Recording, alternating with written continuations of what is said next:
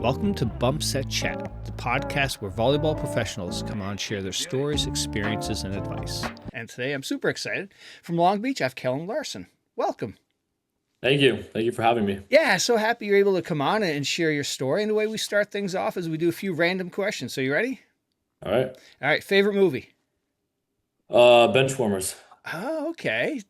Favorite home cooked meal? Ooh. My mom makes this really good pasta. Probably Yeah. that. All right. What's special about mom's pasta, or is it just because it's made by mom? I think it's just because it's made by mom. It's just just like the whole being at home and like that whole feel to it. Yeah. I think makes it taste better. Nice. All right. And last question: most interesting place you've ever played a match in? Ooh. Um, Most interesting place. I'd say at U19 World Championships, we played in Argentina. And when we played Argentina there, that was like my first real big game. Oh And wow. think there was like 6,000 people there maybe, which is a good amount, but the Yeah. gym was pretty small for that amount of people. And that was like way louder than being in Hawaii, even though Hawaii was like a lot more people and a Yeah. probably bigger game. But that environment was just like insane. Nice. Yeah. The Um, Argentinians love their volleyball. yeah, it was really cool though. It's nice because after that, they were all wanting to like say hi to us and all that stuff. So that was Nice. really All right. So how's the second year coming along, and how's the team? good. It's been really good. It's after having already done it before, it's a little less stressful. Yeah. But I mean, it's going well. Everyone's working really hard and the fall's a grind. Yeah. Absolutely. And now let's go to the beginning. Where are you from? I'm from Irvine, born and raised, haven't moved. Yeah. All right. And how far is Irvine away from where Long Beach is? Like 25-minute drive. Get out. Not Nice. far. Yeah, All pretty right. nice. And now, when did you first discover volleyball? So I started playing when I was about 11. I originally played baseball. So I have three siblings. My two brothers played baseball. So then naturally I got into baseball when I was younger. And then my sister played volleyball. Yeah. So my dad would usually take my two brothers to go play baseball, like in their tournaments. Yeah. And then I would tag along there. And then I did that for like a few years. And then one day I had to go with my mom because like the trip was too far for my two Yeah. brothers. And it was a beach volleyball tournament in Hermosa, I believe, like just like a CBVA tournament. And I was like, no, like I don't want to go do this volleyball thing with my sister. Like this is gonna be so embarrassing. And and it's also like the middle of summer too. So then I was like super pissed about it. But it was actually really nice because I mean, obviously being at the beach is also a lot better than sitting in a stands watching baseball, which at Yeah. the time I was just being ignorant. But I was like, wait, I'm at the beach. This is sick. And then I was like going back and forth in the water. And then one of like my sister's partner was like, hey, like want to warm up with me? And I was like, sure. And then like just like the act of throwing and everything like that is pretty similar. Mm-hmm. So then I was like doing that with her and I was like, this isn't that bad. Then I watched the game and then naturally I just wanted to play a little bit Yeah. and I would just like be hitting the ball in the net and just like having fun. And after that, I was like, this isn't that bad. So then I started going with my mom a lot more to my sister's beach tournaments, and I was like, this is way better. Uh-huh. Eventually, I started to like play with my sister a lot more. And then I was like 11 at the time, and they didn't really have any tournaments or like even like an indoor team for Oh, like 11. really? Yeah, Oh, or at wow. least that I knew about. Yeah. So I was just playing with like my sister's friends who were like 16, 17, and they were honestly contributed so much. Like my sister, obviously the most, Yeah. but like they would like we would be peppering on like their off break, and like we would see how many like passes back and forth we could get, um, and stuff like that. And then I just like eventually started loving it more and more and Yeah. more. And then I played my first season when I was 12 as an outside. Oh, shoot. Yeah. That was pretty short-lived. And then from that I played, 14, 16s, and Yeah. I got into like the whole club scene. But yeah, my sister was like the whole reason I got into volleyball. Nice. And now, I'm from Eastern Canada originally, and boys play volleyball from middle school on. Where Mhm.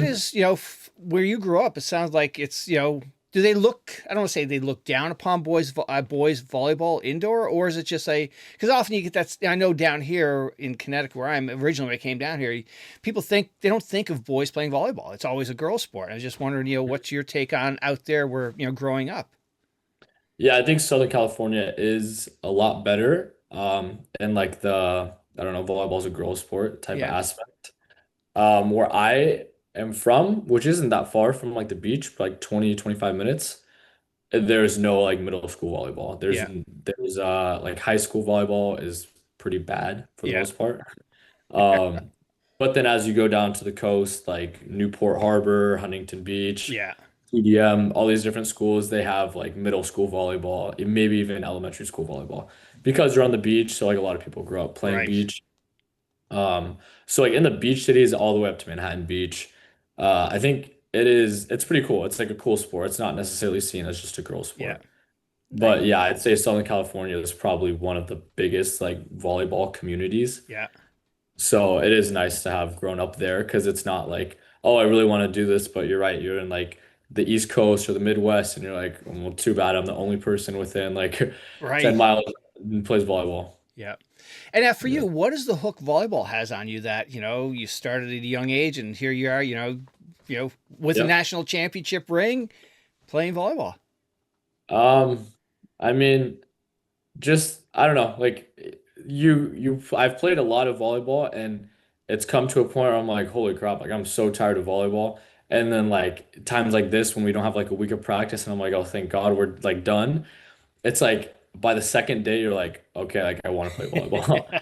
And I think I've just had that like my whole life and just the determination of winning and wanting to get better, everything like that. And then since I've been young too, just because I've been like in like a sports minded family. My dad wrestled with the national Oh, team, wow.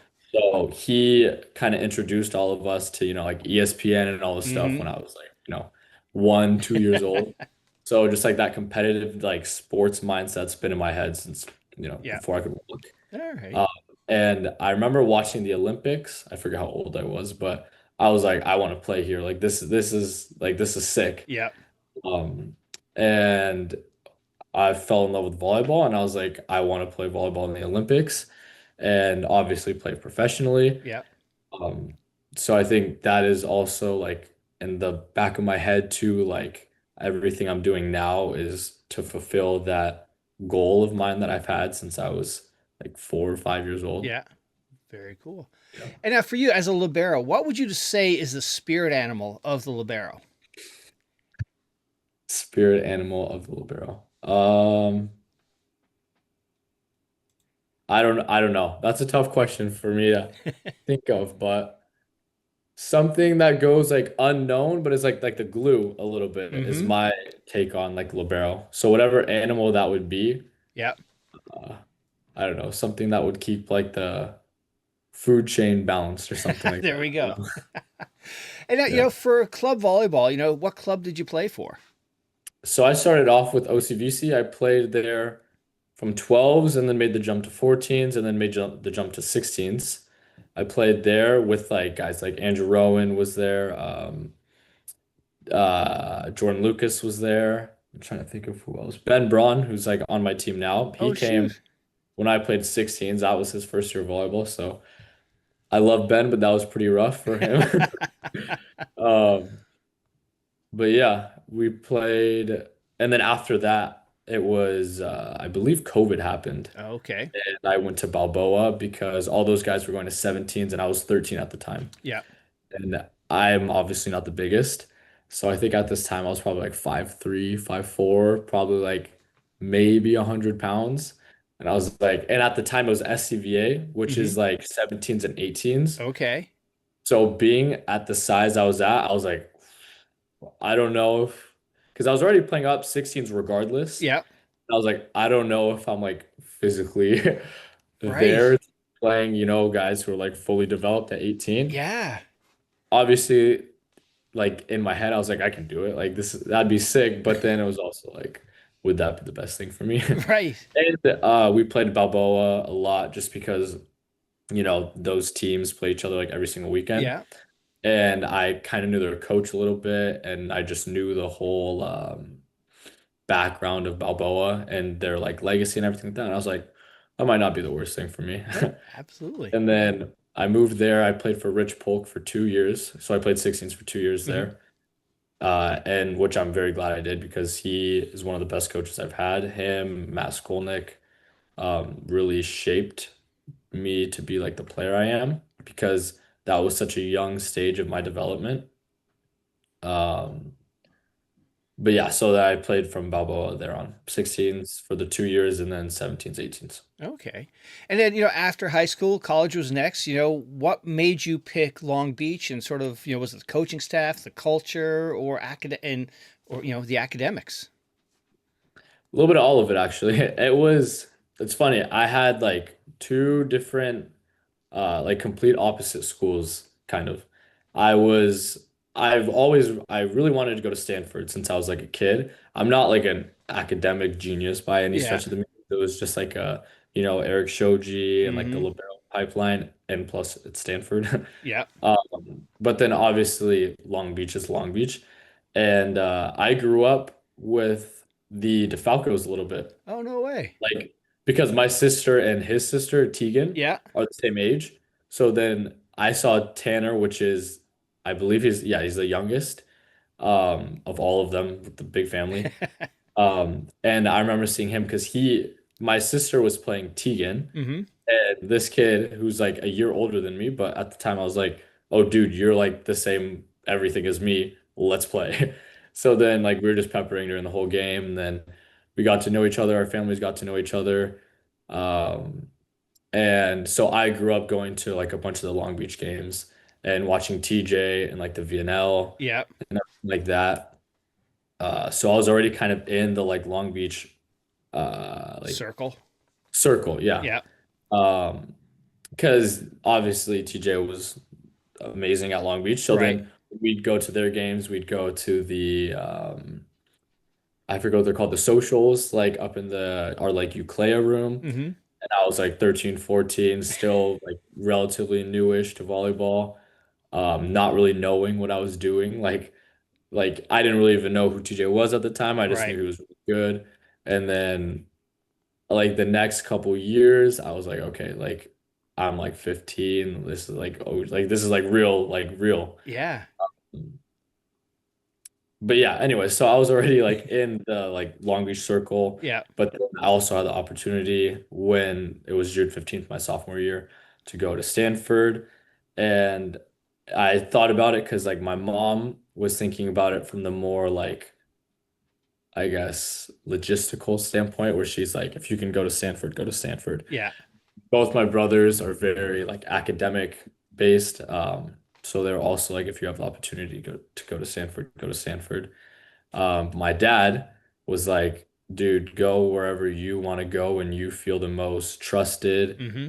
and where you think you'll improve the most as a person Yeah. doing what you want to do. Because at the end of the day, like, I don't know, making money and doing like everything like that is important. But I Hmm. think being happy in what you're doing, even obviously libero, you're not going to make, the most money, Yeah. but I think I would rather do that and fulfill my dream as a volleyball player Yeah. than, whatever it would be in like the business or world or whatever that is. So I kind of had that in my head. And then with that, obviously the coaches are by far the best coaches I've ever had in my life. Yeah. So and the conversations I was having with like them, and I was also talking like UCLA, all those other schools, and it was just like a different conversation I was having with them versus all these other schools. Yeah. And I was like, it was a lot more of like a family Hmm. already, and I wasn't even there. So it was like, yeah, like it's just like feels right. Um, so yeah, and like I knew a lot of the players too. Like Dane Hillis was like a big reason I went there because he went to Balboa and I would practice with the 18s every now and then Hmm. and I was like a USA training with him, and I just really bonded with him because we shared similar values, just like Yeah. in life. We were like similar people, And I was like, yeah, this is really cool. I got to know all the guys before. Obviously, like Mason Briggs being there as well, being a really good libero and Yeah. everything that I did with him, helping him. And I was like, you know what? This is really good for me. And I thought that they would get me prepared to do what I want to do with volleyball. Nice.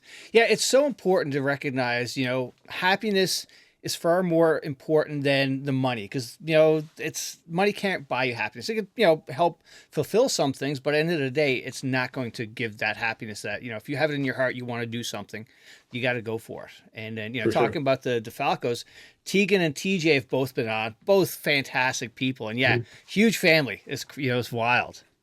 Yeah. Yeah. And now for you, what was your first impression when you met Coach Knipe? Obviously intimidated Yeah. because I grew up, for the 3 years prior to that, being like this is like, whoa, this is so cool. Like, and then to be like, I need to have a conversation with this guy. And at first I was obviously like super nervous because I was hmm like, I don't know if I can have like a normal conversation with you just because like the level in my head, I'm like, you're like this figure that's like, like we're not on the same level. I can't really talk to you. Right. And it's like I have to talk to you. Um, but after we started talking immediately, it was like I don't know. I don't know how to explain it, Yeah. but it was cool. It was like he's such a smart, like an analytical hmm person outside of volleyball and obviously within volleyball that also like encouraged me to be like I want to like be taught by you, you Yeah. know? hmm Um so just the way he approached volleyball and the way he was able to like tell me things that has happened throughout the program and stuff like that and how he's handled things and obviously his reputation Right. is so yeah, I think yeah. Yeah, it's funny. I felt the same way when he was on. I was like, oh my God, this is going to be so intimidating. But he Yeah, came on and it was just an easy, great conversation. It was, yeah, it totally. was just like, oh, that wasn't as bad as I thought. Definitely. Yeah. And for you, now, how was it that first year of volleyball? As a freshman, big adjustments, first of all, coming from high school to college, that level, the level of play, and just, it's a whole different world. For sure. Yeah, it was definitely a big like jump and shock for me, even though I played with the national team and like I said, I've always played up in Yeah. club. So in my head, I wasn't thinking I'd be like, yeah, it's not gonna be a walk in the park, but it's uh, you know, I don't know, not gonna be maybe as hard as I thought it would be. Yeah.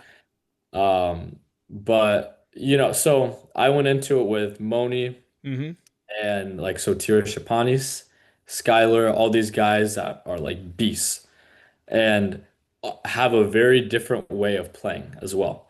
So I went into it thinking, like these guys are going to teach me so much. I'm going to be so happy, like all this stuff. And it's like, holy crap, these guys are so much better than me. So it's like at times I was like, I know nothing about volleyball. Like the Yeah. first month, I was like, I'm so far behind you guys. But like I'm still asking them, like, how do I do this? Like this, and that. And the way that like Europeans approach things versus how I've been introduced to things my whole life Yeah. is very different. Yeah. So they're a lot more, straight up tell you to your face what it is. hmm Versus, like here, it's a lot more sugarcoating. Yep. And just because the teams I've been on, and like for example, my high school team that I played outside for, which as you could probably imagine, was not the highest level. So to go from, being the guy on like most teams hmm to complete change of speed, being like, okay, I need to get here and I'm here Right.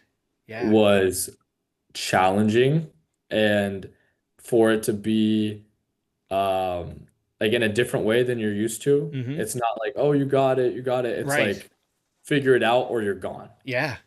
And which honestly I do think is good because it doesn't feel good in the moment. And hmm for like months I was like, I suck and like these people think I suck. But I do think it's better to kind of just like put the ego away, hmm just put your head down, work your ass off versus like I'm not like doing that, but like, Yeah. like you kind of have to find it within yourself. Like it's kind of like a make or break type of thing. Like I do suck and I just suck and I give up. Yeah. Or I'm not where I want to be and I can be where I want to be if I just keep putting in the work. And that was, I feel like, my situation All last year. right. Yeah. Because like Moni, obviously, Oh, go sorry. Go ahead. ahead. Moni, obviously, being like the talent he is, like was pushing me for months. And like at first I was like, bro, I hate you. Because it was so different than anything I've like had happen. And Yeah. especially for a guy who's like a year and a half younger than you to be telling you all these different things. But Right. I obviously wasn't like, bro, like I'm older than you or I'm this or that. I was obviously like, you are where I want to be Yeah. at some point. So it's like it sucks taking stuff like that from a A kid who's kid. younger than you. Right. Yeah. But the player he is obviously I have an insane amount of respect and I kind of just like sucked it up. And then I came to a point where I kind of like earned my stripes a little bit and we were able to like have, a lot more of like a friendly relationship. But yeah, Nice. And for you, like you talked about, that adjustment, that is often the case. You're coming from high school or your club where you're the alpha. You've been starting, and now that yeah, adjustment to college, like, all right, I got to fight for my job. I may not even be on the court. That's a huge adjustment for a 17, 18-year-old. definitely. Yeah.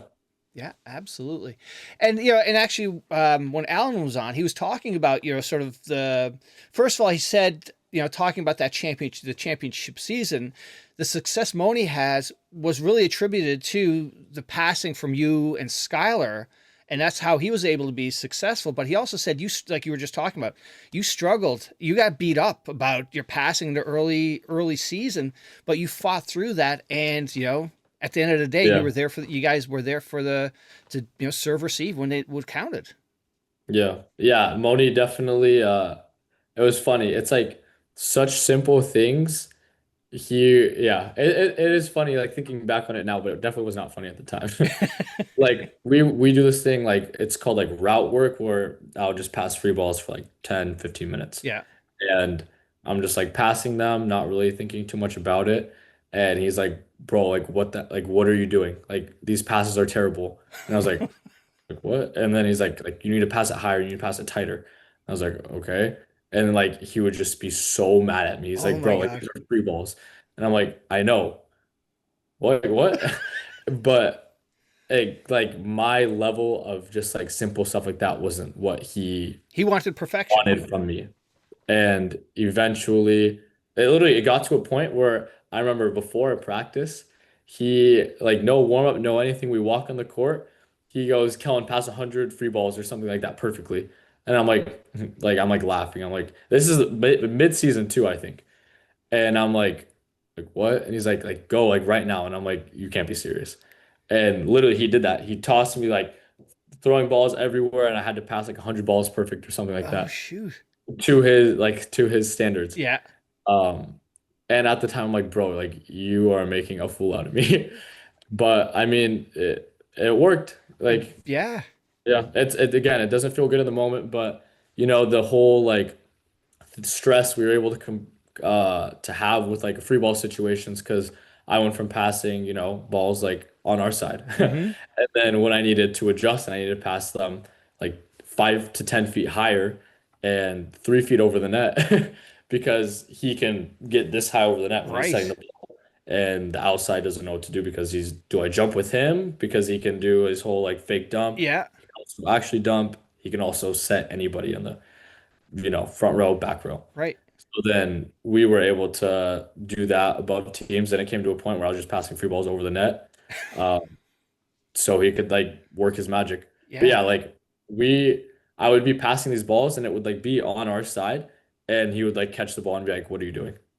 And I'd be Wow. like, Like, sorry. dude, this is where I've been passing my balls all my life. You know what? Exactly. And even like in club, like my setter was probably like 6 foot, 6'1". Yeah. And then to go to 6'10", long arms, Right. vertical. I was like, bro, this, yeah. But yeah, But good it for ended you up though working out. to because a lot of people would have had their ego and got in the way and like, you're a kid, what are you telling me for? But Yeah. you guys figured it out. Yeah. Yeah, I had Dustin Watton on, and he was talking. You're talking about how Europeans, the approach is different than maybe we coddle too much. But he said, when he was down in Brazil, it was just the culture. Like they're not yelling at you, they're not angry at you. That's just being direct, and that's how it is. Yeah, and that was something I had to learn too, is that like what you're saying isn't personal, Right. even though how you think they might be saying it, and maybe sometimes literally how they're saying it, it's not coming from like a bad place. It's Yeah. coming from a I want you to do better place, not a I genuinely like don't like you. Yeah. And it took me some getting used to for that, I which bet. I mean it's not an easy thing to get used to. No. But once you're able to kind of be like find it within yourself too, to not be like, am I? Like to have the confidence and trust in yourself to be like, okay, like I know I can do it, and like that's not coming from a standpoint of hate. Yeah. Absolutely. And at what point of the season did it get you realize, okay, he's not angry at me. This is just the way he is. Did it take a while? I think it was more so that for like 5 months, Yeah. like maybe longer Oh actually. wow. And I was like, geez, like I really need to figure this out. But then eventually, and little things that I'm gonna use as an example, just like free balls. Like in routes, when we do our route work, it was like I would be doing exactly what I'm supposed to be doing. And it's like free balls, where like you wouldn't think it's like such a hard thing, but it's like I'd be like, oh sweet, like I passed free balls to your standard. Right. And like that was just like accomplishing, and then like he would get more trust in me because I wasn't being inconsistent, Yeah. as inconsistent. Like there was growth within what I was doing, and I think he was able to see that and get a lot more trust in me, along with like Skyler and Yeah. all those other guys were able to see that like, okay, this guy's actually putting it together a little bit. Yeah, and it's really important, for the libero and the setter to build that trust and that communication on the court because, without your great passes, he can't do what he's trying to do. Definitely. And that's not something you can see in the moment sometimes. I wasn't looking at it, in October, November, December as like, oh, I'm gonna do this because all of this is gonna be able to happen. I'm thinking only internally, I'm like, shoot, I can't do this, I can't do that. Where it's like a much bigger thing where it's like this is going to help my team, this is gonna help him, also help myself. Yeah, absolutely. Yeah. And now, when Alan and Nick were on, Nick talks about he only surrounds himself with, Long Beach guys. And then Alan talked about the culture, the accountability there.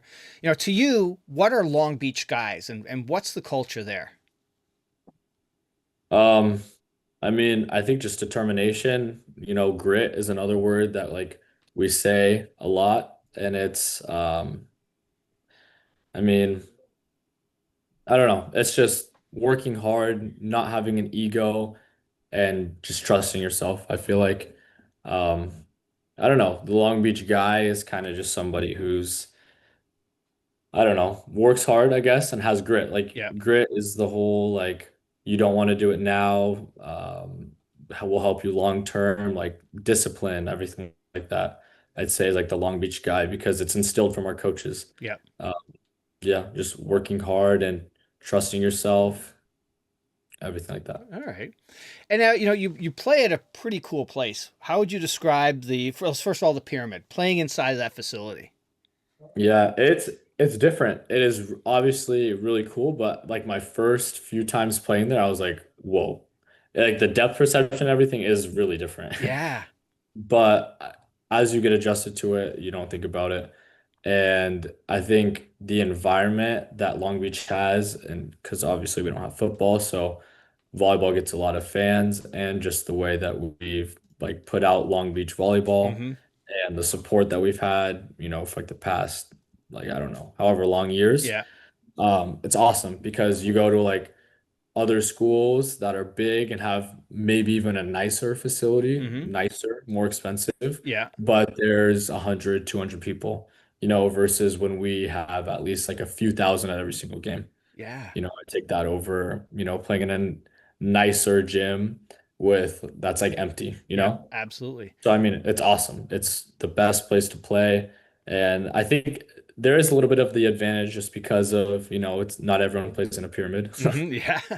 But having fans and everything like that, and having the support that we have from the city and from the school and from everyone, like the school, like athletically and everything like that, is awesome. Nice.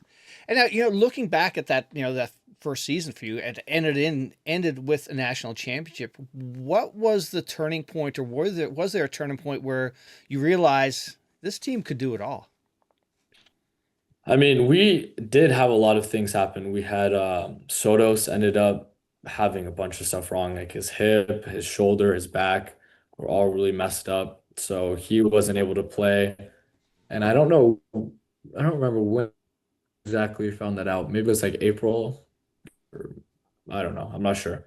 And then we had Daniil, who was our starting opposite. I think he like broke his foot or something like that. So we had, and then Lazar Buchkov, our starting middle at the time, also was hurt. So we had three starters that were gone Yeah. by April. And you're at that point, you're kind of like, shoot, like that is not ideal. And then we played Hawaii, and then that was when we had like our kind of like new guys filling in, like NATO, for Yeah. example. Um, those guys come in, and then I think everyone just kind of bought into everything our coaches were saying, and everyone like worked their ass off in practice because everyone was like, we can still do it. Just because these things happened, that doesn't mean we can't win. Um, but yeah, there's a lot of adversity that we faced at the end of the year. I think it was, since like September, October, we knew that we had a very, very good shot of winning, no matter who was on the court, Yeah. just with the amount of talent and IQ and everything like that we had throughout the team. Even Yeah. like Alex Condev, for example, who didn't play until like March, April.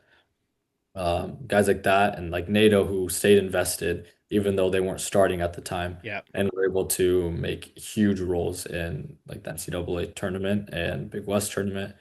Yeah. Nice. And then speaking of the Big West, you ended on a down note with the Big West, Yeah. but that sort of gave you guys a reset. Was there a specific match or play or a moment during that playoff run that that will stick out with you? Yeah, I mean, I think losing the Big West final, I obviously didn't feel good, Yeah. but I think sometimes in those moments when you lose a big thing like that, that obviously you go into wanting to win, you learn a lot. And we learned a lot from that. We learned of how it felt mostly. And we're like, okay, what do we need to do? What are the spots we need to water a little more? And what are some spots we can be better at? So I think losing that helped us a lot in the final tournament. And like let us see what like a little bit of a taste of like what that felt like to lose. And we went into practice every day with that a little bit. And I think that's what helped us play our best throughout the whole tournament in the NCAA tournament. All right. And now, Coach Knipe has a reputation for building, an elite culture, the discipline that we talked about. What have been some of the biggest lessons you've learned from him so far? Um, a lot of just situational things, like on defense, mostly for me. Yeah. Um, he would say things to me like in the middle of a play or just like things that happen over time that I've never even thought about that have helped me so much with my positioning. Like I've never really thought of things like, for example, the setter is going this way. If he sets back, I've always just, I don't know, I don't really think of that situation in Yeah. itself, but it's like he would be telling me, okay, if this happens, like if you were the hitter, what would you do in this situation and what happens over time. And then I'm like, okay, let me try that out. Works. Yeah. So I was like, okay, you know a lot about the game. And he like just like little things like this, like the ball is being set higher here to the pin versus fast. You don't want to default to a spot, which I've kind of always been told to do, Hmm. like the 12 and 2 and just like default to this on when it's the outside, default to this. And he's like, stop defaulting. And I'm like, I don't know what to do. So then he helped me just learn and read a lot more about the game because everyone's different. Every hitter's different. Every team's different. Every setter's different. So it's not like one thing you do is going to be the same. Yeah. You can have a general idea of the situation, but you still have to make that read in your head based off of just like the whole situation. And I think that's what's helped me a lot. That he's helped me a lot with. Yeah. Excellent. And for, potential people that may be coming to or thinking about playing at Long Beach, why would they want to come to Long Beach? I think no matter what your role is on the team, you'll get something out of it. You'll gain something out of it, whether it be like, for example, like NATO, for example, he didn't play his first 3 or 4 years or something like Mm-hmm. that. And at that time, and like you're saying, the Long Beach type of person, you could be like, okay, this is my senior year. I just want to cruise. I don't want to do this. But injuries happen, things come up, and staying invested like that, you'll get something out of it. And I think like NATO is a perfect example of that. Because if you buy into it, you'll get something out of it. And I'm a true believer in like what you put into it, you'll get out of it. And I think that happens a lot in Long Beach. I think the more you put into it, you'll get something out of it. Mm-hmm. It might not be what you thought you were going to get out of it, but it might be what you need, not necessarily what you Yeah. want going into it, if that makes sense. All right. Excellent. And now, the national team, when did that start, showing up on the radar for you where you can, play for Team USA? I think my first, I think I was like 13 or 14 because we did this thing. It was high performance. Mm-hmm. And it was me and I don't know if you know Shawn Kelly. He goes to UCLA. We were on like their first it was called Future Select High Performance Team, and it was like us and 12 other guys. We played in like Florida, this like regional tournament, and we won it. And we were like playing in the age group above us, which was super cool. And then after that, we just did the NTDP training stuff. There was Mm-hmm. nothing super serious or like not serious, but there weren't any travel teams at that time. Yeah. So it was just camps. And then when we were like 17, I believe this is when our first U19 team was made, which was my first like real big USA event because we traveled to Oh, Guatemala. wow. And that was like the first taste you really get of like that step to the Olympics or Well, hang like on. the, The first real taste you got to go play international play was Guatemala. yes. I bet Yeah. you that was an experience. To say the least, yes. Yeah. Um, we we won, which was really good. But it was definitely an experience. It was a good experience looking back on it because Yeah. there was a lot of fun memories. But so we got there and we didn't know what to expect because like we've seen other guys play in the tournaments, but you don't really, especially at a young age, you don't think of what the city's like economically, what it's Right. like. Yeah. Weather even plays into it, the gym you're gonna play in, your living situation, Yeah. food, etc. You just think of, oh, dude, like I'm on this team and I get to represent USA. This is sick, which it is that. Mm-hmm. But so we get there and it's like this, it was called like a sports villa, which might have been doing it too much justice. It was basically maybe like if you can think of like a portable classroom, Okay. but even smaller than that. And all 12 of us had to stay in it. So it's one room Oh my God. with 12 beds, one sink, two toilets, I think, and one shower.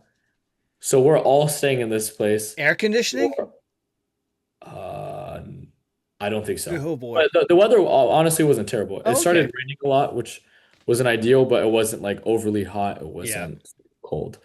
So that wasn't that bad, but it was more so just I look to my left and someone's an inch away from me. I look to my right and someone's an inch away from Oh me. God. And the whole sh like two toilets, one sink, one shower. Oh God. You could imagine probably how Mm-hmm. everything was. Yeah. But we had a really close group. Like all of us have known each other for years. Nice. So it was nice to have already like known everybody on like a personal level. Yeah. But I mean, yeah, the food situation, Oh it's not wow. America. Nope. Nope. So that was very interesting. A lot of us got sick. Yep. A lot of us were just very hungry, but you don't like get the whole victim mentality of I haven't eaten breakfast today or I haven't, done this or that. Like Mm-hmm. I don't want to play.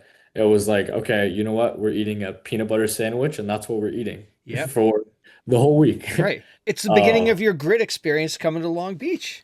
exactly. And that is definitely a big test of like you're not like, okay, this isn't worth it. It's like this kind of sucks, but I get to play volleyball still. And then when Right. you're, hand on your chest representing the Mm-hmm. US, singing the national anthem, it's like you don't think of any of that stuff. You just think of something that's bigger than yourself and your goals.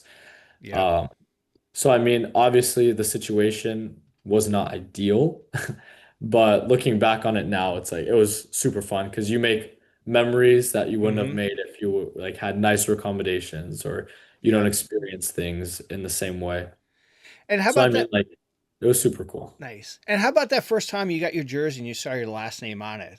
That must have been a special moment.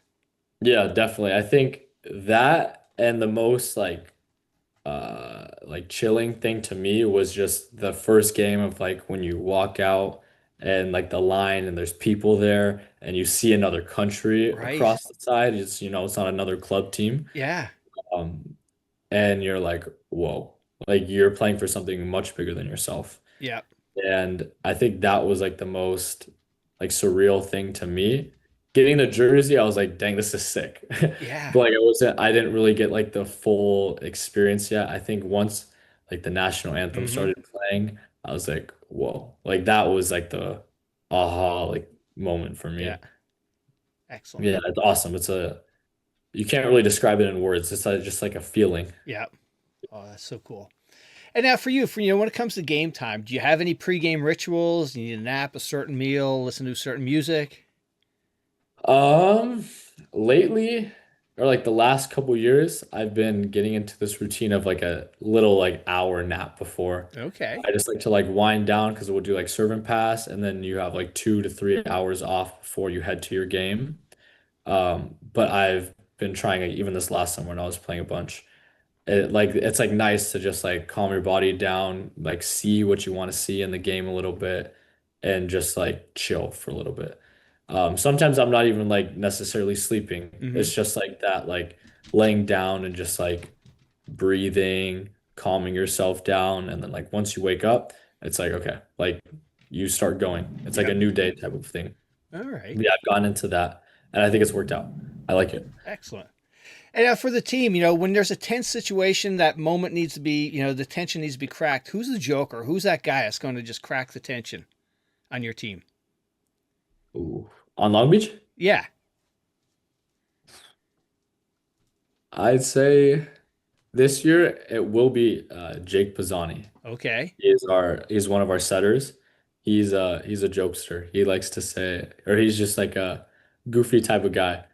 Um, but yeah, and like also Skyler, but not necessarily in like a joking way. He's always just like has that positive aura to him. Like Yeah. he's always just happy and it's contagious Yep. because when you're losing a game, you're like you look to your left, you look to your right, and maybe that's not what you want to see, but Sky is always a guy that's like you can look to him and he's going to be positive.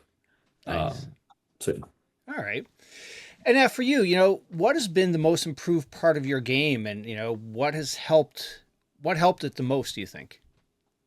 I think this last year I made a huge, significant growth. At least I thought I did.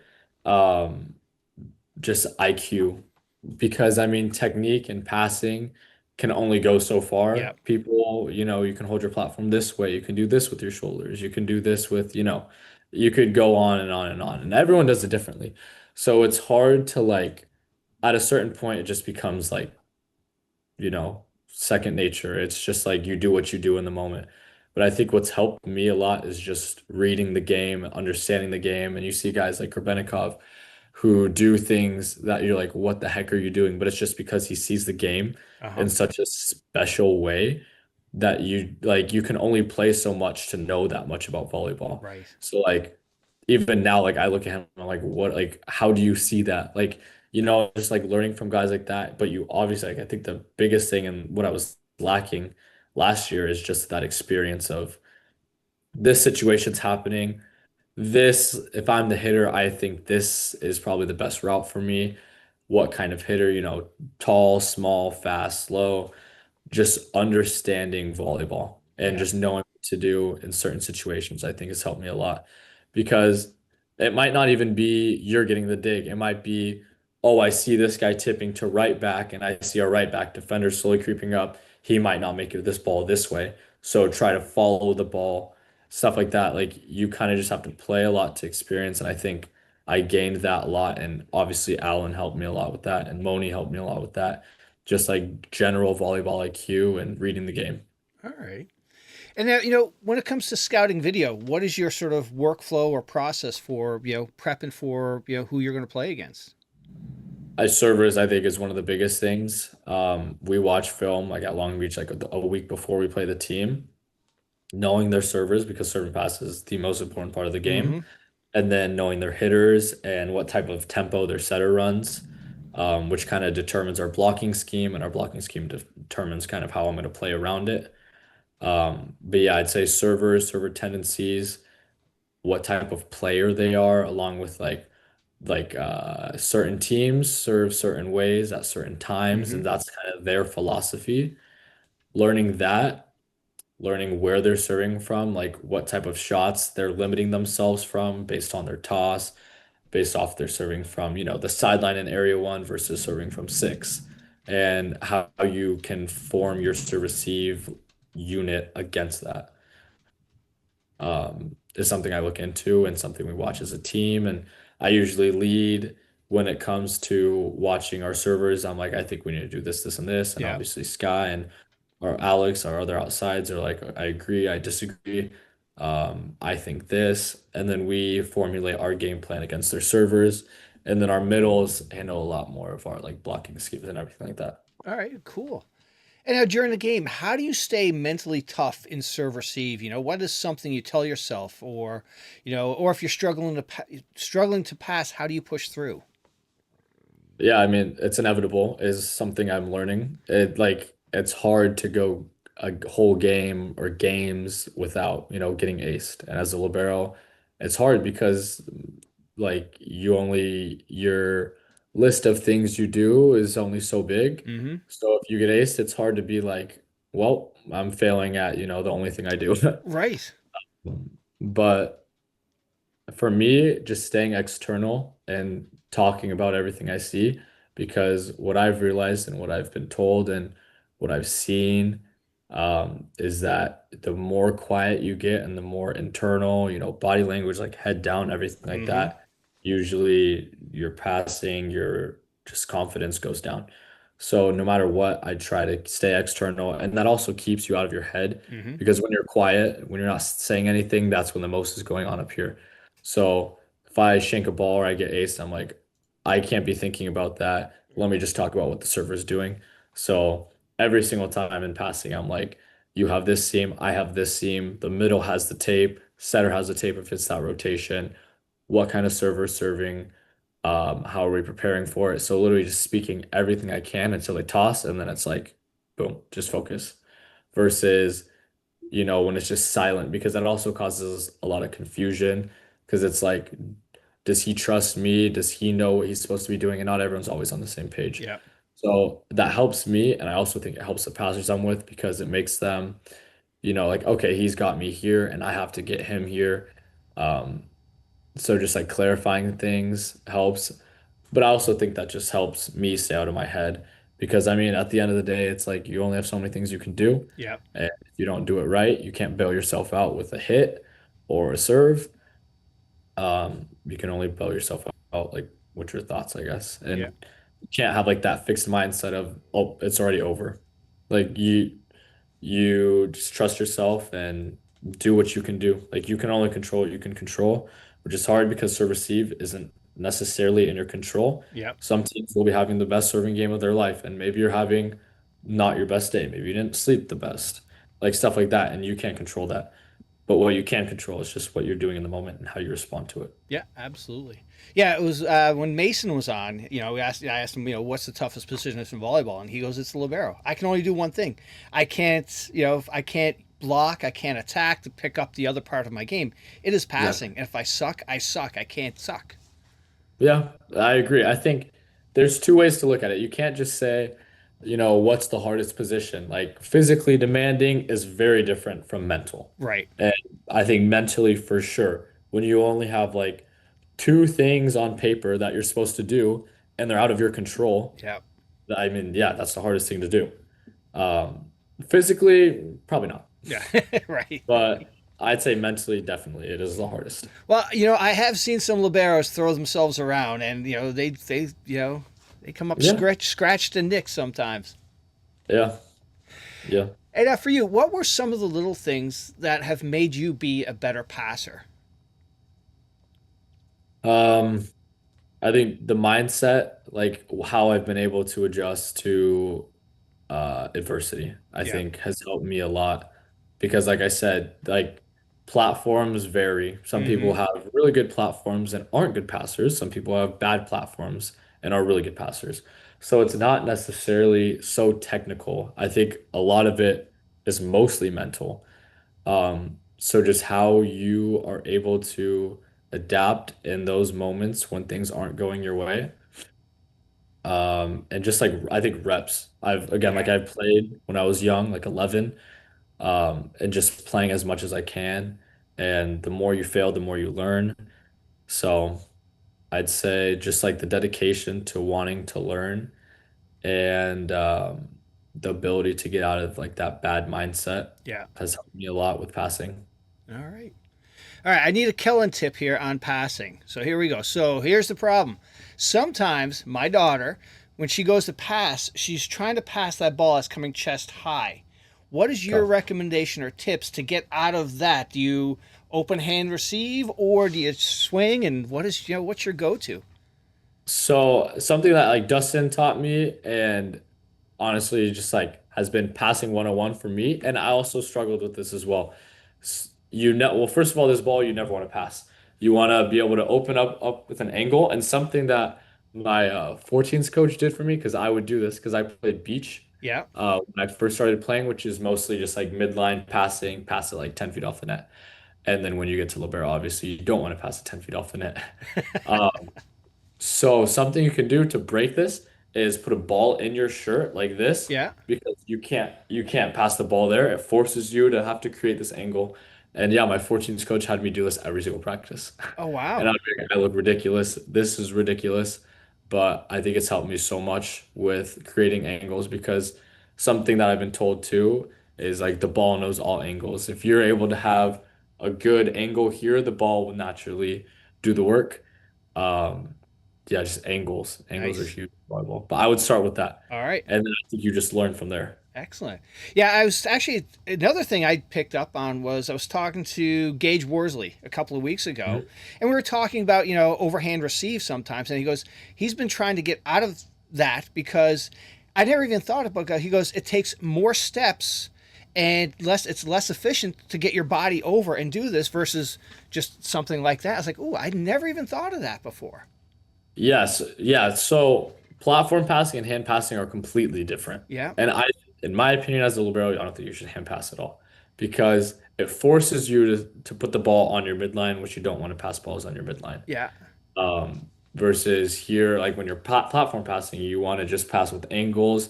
And like he said, then yeah, because if a ball's here, you need to step, step, step and get it here right. versus just this. Yep, So yeah, I would 100% agree with that. And I never really hand passed again, like I started with beach, which you can't hand pass. So yep. luckily, I never really got into that. Also, I'm not very tall. So I can't really stand at the 10-foot line and just like how you see like most outsides Yep, pass because they'll just jumbo throw the ball over my head. yep. So yeah, that was like something I had to do kind of. I didn't really have a choice. But yeah, All I right. agree. It's something you should do Yeah, is here's something that I didn't, talking to some Canadians that up until I think you're 15 or 16, you can't even do any overhand receive in a game. No, that are not here. I think yeah, you can Right. hand pass in the Yeah, game. here you can, but back home in Canada, they don't allow it, which I thought was interesting.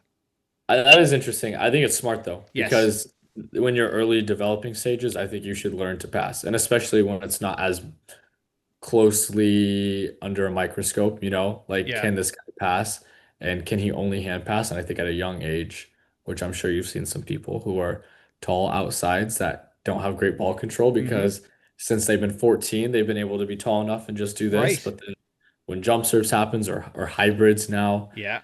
um, they're the serving target because they can't pass. So I think that is really good and smart, and we should do that here. Yeah. Yeah. The hybrid serve's got to be tough from a libero to adjust to because it looks like it's when we jump float. Like I think Taylor Averell's has a really nice one. So it looks like a jump Oh yeah. float, and then all of a sudden it's a tops or down tops and balls. Like, oh, that's a Yeah, it's the nice part of that is if you're scouting them, you know what to expect. yeah. Because sometimes you're like, oh yeah, for example, if you know nothing about Taylor and you've never seen him play, you're like, okay, float serve, whoa. Right. Or a guy like Trevor Klebno, who has like the reverse, where you're like, okay, jump serve, and you're like, whoa. Uh, it's definitely nice to know that going into it, because then you could be a little more like neutral and expect something else. Yeah. Because yeah, jump serve versus float serve, like preparation is super different. Yep. Absolutely. And now for you, for your, do you have any go-to game meals, your, pre-game eat meals, things like that that you sort of got to have, or what's your take on the nutrition? Um, I think nutrition is huge, but I've never, just because of how different everything is, preparing for a game, when you're playing at Long Beach, when I have the locker room right there and I could just make a sandwich before, Yeah. versus I'm in Guatemala or I'm in China Right. and I have some food I've never seen before, but I need to eat. Um, I haven't really gotten into like a consistent pregame eating schedule, I guess. But I just, eat the right things, like get carbs and protein. Yeah. You don't want to eat right before the game, but soon enough that you're not going to be hungry during the game. But yeah, I will say though, having traveled to different places, your palate definitely expands. You're Absolutely. not as picky. And sometimes, if it's just bread and peanut butter, you need food, just eat it, Yeah. It's not like, oh, I don't like this. I don't Right. like that texture of this. You kind of are just like, my body needs this, I'm gonna eat it. Yeah. Yeah. Now I had NATO's, I told NATO I was talking to you, and he said, ask him if a taller or shorter person should develop larger muscles. I won't go too into this just because I don't know if I'm right. But yeah, we had this back and forth because he was telling me how um it's like if you're shorter, it's much easier to build muscle and it's much easier to lift more and it's much easier to do this, and that. And I'm like, well, bro, you weigh 50 plus more pounds than me. Your muscles are longer than mine. There's no reason you shouldn't be doing more weight than me. Yeah. It's like, yeah, but your muscles are blah, blah, blah. And we go back and forth with it all the time. But yeah, I don't know. I don't know if there's too much of a correlation with Yeah. that. I think, working out and getting stronger is equally as hard for both people. I think it's not like one's easy. It's not easier for me just because I'm shorter, and it's not necessarily easier for you just because you're heavier, you're this or that. I'm not too sure what the science of it is, so I don't want to go too into it. Nope, that's fine. I figured there was something behind that question. Yeah, definitely. This was like a 2 week long argument every single day, including our strength trainer, our physician, like everybody, Yeah. coaches. Oh But yeah, shoot. not too many people are on my side with this one. Oh, and another teammate we talked about earlier, Moni. There was a lot of hype. Him coming in at 17. What was that? First few weeks him there. What was that like? Yeah, I knew him a little bit just from like Instagram and stuff like that because we were both playing with like our national team, and I actually played him I think it was a year or two, I forget. That summer U19 World Championships, we played Bulgaria. Oh, nice. So we were kind of chatting before the game, like, how are you doing? Blah, blah, blah, blah, blah. Talked a little bit in person. Obviously, I knew like he was this, this, and that. Yeah. And I remember our coaches at Long Beach telling me, he's projected to be this, and watching him, I'm like, yeah, this guy's a beast. Yeah. And I was stoked to play him. Luckily, we swept them. Um, so I mean that was nice. So that I like knew him a little bit before going to Long Beach, but not in like this, like the personal level. It was Yeah. more so just a friend acquaintance level. But yeah, I mean to see the stuff he was doing that next year, playing in, I think it was like World Championships or the Olympic qualification or Yeah. something like that at 16, and not being like, oh, he's 16. You can tell being like, oh, he's acing, you know, the best players in the world, and he's blocking some of the best players in the world. And he's, that clip of him like bouncing on Right. Poland. You see that and you're like, dang, like this guy is legit, and I'm gonna play with him. So yeah, I mean, it was just a bunch of respect. I was like, I can't wait to learn from this guy, and it'll be awesome to have him. Now, did you guys corrupt them with, American food? I think he obviously in the dorms you have to eat what you're fed Yeah. because it's like the dining hall, which honestly was not great. It could be worse, but I mean, yeah, it's hard to not like because so we're right across the street from Cane's, Chipotle, Oh, In and nice. Out. Oh, that's right. You guys got In and Out there. So Yeah, jealous. but like all of it's walking distance. So I mean, yeah, for like the first month, we're like, dude, you gotta try this, and then you gotta try that, and you gotta try this, and like American food is not the healthiest. Nope. Um, Obviously compared to probably what he's used to and just Europe. Mm-hmm. So he was like, yeah, like why does this taste like this? I was like, what do you mean? And yeah, like the stomach aches and everything like that followed. Oh, poor kid. But yeah, I mean, he is obviously very dialed in what he's eating, and he would eat the right things at the Yeah. right time. Nice. Now, something Yeah. that you're a part of is VB Rags. What, Mhm. first of all, what are they? Or who are they? Like up and coming company, but have been present for like the past like 20 years. I believe they were the AVP sponsor in like the early 90s. Mm-hmm. Or no, the like late 90s, early 2000s. Um, they sponsored guys like Victor Loyola's dad, Jose Loyola, Yeah. and they were super big. And then now it's like the same thing. They're trying to revamp and become one of the biggest, volleyball brands in the world. Yeah. There we Shout go. out. Um, and yeah, with Moni, Leon, with all these guys that they have, I think there's going to be a lot of success, and they're trying to grow to be, like I said, one of the biggest volleyball companies in the world. And Carly Rivera, the owner of it, has been super helpful with me and has helped me advertise some things and has given me a lot of merch and stuff like Mm-hmm. that to advertise and kind of to get the message out. Um, but yeah, up and coming brand. All right. And now, what about it, VB Rags? It's the mission or the personalities of the brand that made you feel like it was a fit for you. I mean, obviously, at the time when they reached out to me, it was when I was living 4 feet across this way from Moni.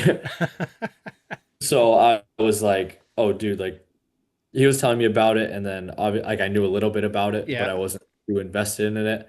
And I was like, yeah, this seems sweet. Like I trust everything that they're doing, and I think what they're doing is really good for the game.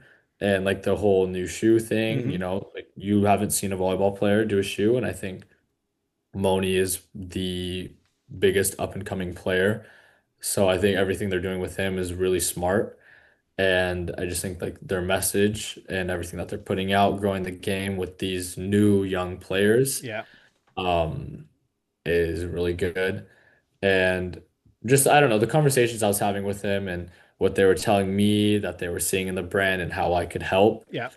I was like, sweet, I would love to be a part of this. Nice. Awesome. And now, away from the court, what are some of the things you like to do? Um, I like playing pickleball, ping pong, Yeah, tennis. All those sports are really fun.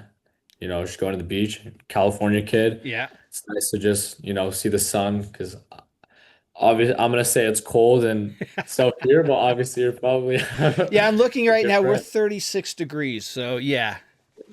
It's a little warmer here, Okay.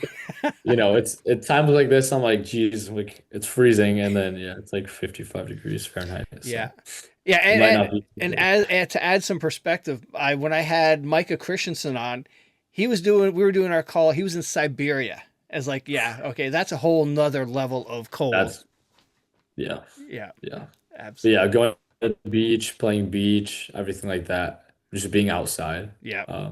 Is nice, but obviously having grown up in it, you have that opportunity. Hmm. And now, did you play, tennis before pickleball, or sort of just any racket sport you're into?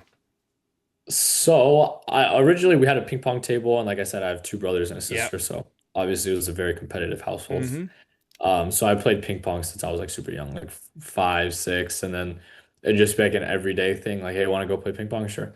And then just like the whole like coordination of it with so in COVID, obviously everything was shut down. Hmm. Never really got into like basketball or anything like that. And then my dad was like, "You want to play tennis?" And I was like, "Why not?" And I was able to pick it up really easily. Yeah. So that could be part of why I like it. But I think just like the angles and passing and like Hmm. everything like that, I kind of had the footwork down and the whole arm swing and stuff like that was pretty similar. So it was nice, and I was like, "This is really fun." And then I started watching it, and just because it was accessible at the time, Yeah. nothing else was accessible. So I was playing that like every single day with my dad for a few months.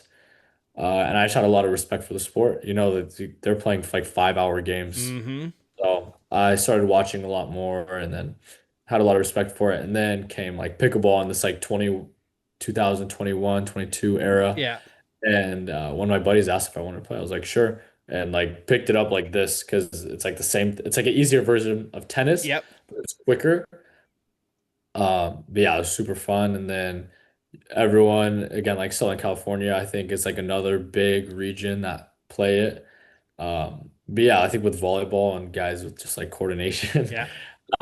are able to pick it up really easily. And it's not too like physically demanding, but it has that fast-paced feel to it Yeah. without like having to strain your body too much like Yeah. tennis. Well, I think it's just more accessible for more people who may not be as athletic because there's a lot of running if you're playing tennis. Like my son, he has some non-athletic friends and they all get together and they play it. So it's like, they're getting out and doing some No, exercise. for sure. And I would say like I would be pretty good at pickleball, like not like crazy good, but I would say like okay, if I were to play, a 60-year-old lady, I would win. But no.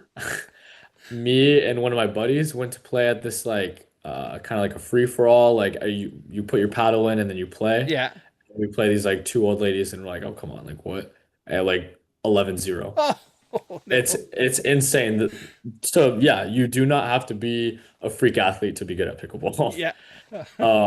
Yeah, no, it's crazy. Some of these people are like insane at it, Hmm. and I'm like hitting balls quick, and there's like, poof, poof, poof, poof. I'm like, you like what? It's like the Yeah, that Matrix. was eye-opening. Yeah. Oh. Well, hey, Kellen, thank you so much for doing this. But before I let you go, like with past guests, I look for you to recommend somebody in your volleyball circle to come on and share their story. Um, I I would say Daniil Hershnovich, the Canadian guy. All right, we'll get them on then. All right. Well, Sweet. hey, thank you again. Good luck this season. Thank you. Thank you for having me.